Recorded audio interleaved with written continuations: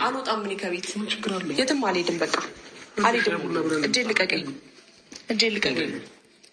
ማለት የተደማመጣቸው አይመስለኝም። ምንድን ነው እየተደማመጠን ነው? አብርሃም እጄን ልቀቀኝና ምልህን ነገር ስማኝና ምልህን ነገር ስማኝ። በቃ ሂድ ወደ ቤት። ምን አለ መሰለክ ሻይ ቡና ነው እያለን ካልፈለገች እኮ ልታስጨንቃት እኮ አይገባም። በቃ ስማኝ አብርሃም ታዳምጠኝ። እሷን ስሜት ማዳመጥ አለብህ። አስገድድ የምታደርገው ነገር ምንም ነገር የለም። ልቀቀኝ፣ ወንድሜ ነው። እጄን ልቀቀኝ፣ አዳምጠኝ።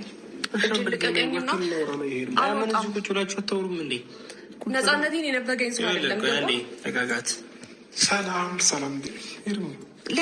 ለምንድን ነው ነገሮችን በቃ ብቻዬን ስለሆንኩኝ እኔ ነገሮችን ማሰብ ምናልባት ከጎኗ ማንም ስለሌለ ብቻዋን ስትሆን ነገሮችን እንትላለው ምናምን ተቀብያት እንደገና ነገ ብመጣ ትመለሳለች ብለህ ስለምታስብ ነው። በቃ ብዙ ቃላቶችን መነጋገር አይጠበቅብንም እኮ አብርሽ። ህይወቴን በስትክክል እየኖርኩ ነው ያለሁት። እሺ ታዩ፣ ችግር የለውም ግን አንድ 10 ደቂቃ ወጥተን ሻይ ቡና እያልን ባታስጨንቃት ደስ ይለኛል። እያስጨነቅኳት አይደለም። በዛ አይነት መንገድ ደግሞ ፍላጎቷ እኮ እየሰማሁ ነው አይደል እኮ እሷን ፍላጎት ነው መከተል። ልታስጨንቃት አይገባም እኮ። ላስጨንቃትም አልችልም፣ ግን ደግሞ ቢያንስ ባሳለፍናቸው ጊዜያቶች ስትሄድ ነገሮች ተው አብርሃም፣ በማይጠይቅ ነገር አትጠይቀኝ። ተው በቃ ተው። እኔ ስለ እኔ ጉዳት ምንም የምታስብ ሰው አይደለም አብርሃም። አልፈልግም። በቃ አታስጨንቀኝ፣ አታስጨንቀኝ። በቃ አታስጨንቀኝ እኮ አውቃለሁኝ። አመሰግናለሁ ስላከበርከኝ። ግን ደግሞ በዚህ ወይ አይደለም፣ በእንደዚህ አይነት መንገድ አይደለም። በእኔ ፊት እንደዚህ አስገድደ ጭራሽ ሰው የላትም ብለህ ነው እስካሁን? እኔ ሰው የላትም ሰው የላትም ብለህ ነው አንተ እንደምታስብላት እኔም አስብ። ከዚህ ፊት የተገበርከውን ባህሪ ከሆንም እያደረግከው ነው። ከዚህ በፊት እኔ ሄርሚን አስገድጃት ምን አድርጌ ያውቃለኝ? ተመሳሳይ ጥፋቶች ነው እያደረግህ ያለኸው አብርሃም። ጥፋትን እኮ እየደገምከው ነው። በቃ እሱን ደግሞ እኔ ነገሮችን ባልነግረው እንኳን እያየ ነው። ገባ? እስካሁንም ድረስ በመሀላችን መግባት የሚፈልግ ሰው አይደለም።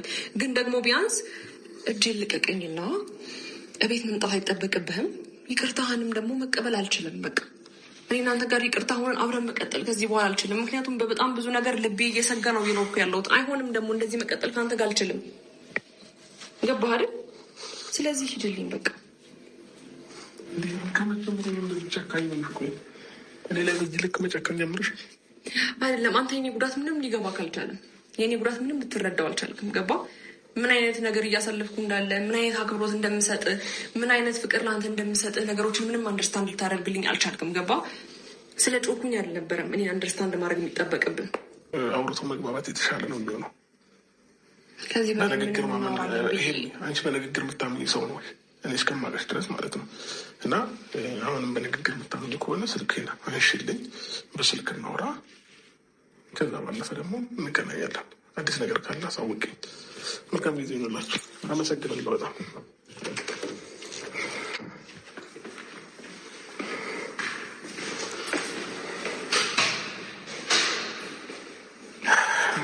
እሺ እንግዲህ ፋሚሊዎቼ ትንሽ አሁንም ያለችበት ሁኔታ ጥሩ አይደለም ይመስለኛል። ለወንድሟ ከዚህ በኋላ ከአብርሽ ጋር አልታረቅም፣ የራሴን ህይወት ነው መኖረው ምናምን ነገር ብለዋለች መሰለኝ። እና የሚሏት ነው እንጂ ሄርሚ የእውነት እኔ ላይ ጨክናብኝ አይመስለኝም። አሁንም የቻልኩትን ነገር ሞክራለሁ። አሁን ደግሞ በምን አይነት መንገድ ሄርሚን ማሳመን እንዳለብኝ አላውቅም። ምን ብዬ እንደምነግራትም አላውቅም። ትንሽ ነገሮች ይከብዳል፣ እውነቱን ስነግራችሁ ማለት ነው። እና ትንሽ ያለችበት ሁኔታ ድብርት ውስጥ ነች። አሁንም አልለቀቃትም እና ብቻ እግዚአብሔር ያውቃል። ነገ ከነገ ወዲያ ይስተካከላል ብዬ አስባለሁኝ። እስኪ በሌላ ሰው ደግሞ መንገድ ሞክራለሁኝ እና አሁን ይመስለኛል ወንድሟም ስላለ ለዛ ሆነ ልታወራኝ አልቻለችም። ብቻዋን ማግኘት በእርግጠኝነት ይቅርታዬን እንደምትቀበለኝና እንደምንታረቅ አልጠራጠርም። ግን ደግሞ አሁን እየተፈጠረ ያለው ነገር ምንድን ነው? ይህ ላለመሸነፍ አይነት ነገር ነው እንደዛ እያደረገች ያለችው እንጂ ሄርሚ እውነት እኔን ባትፈልገኝ ኖሮ ለእኔ ቦታ ባይኖራት ቤት ውስጥ የተሰቀሉትን ፎቶዎች አይኖሩም ነበርና ችግር የለም፣ እንታገሳታለን። የነበረን ቆይታ ይህን ይመስል ነበር። ከልብ አመሰግናለሁ። መልካም ጊዜ ሆንላችሁ። ወዳችኋለሁ።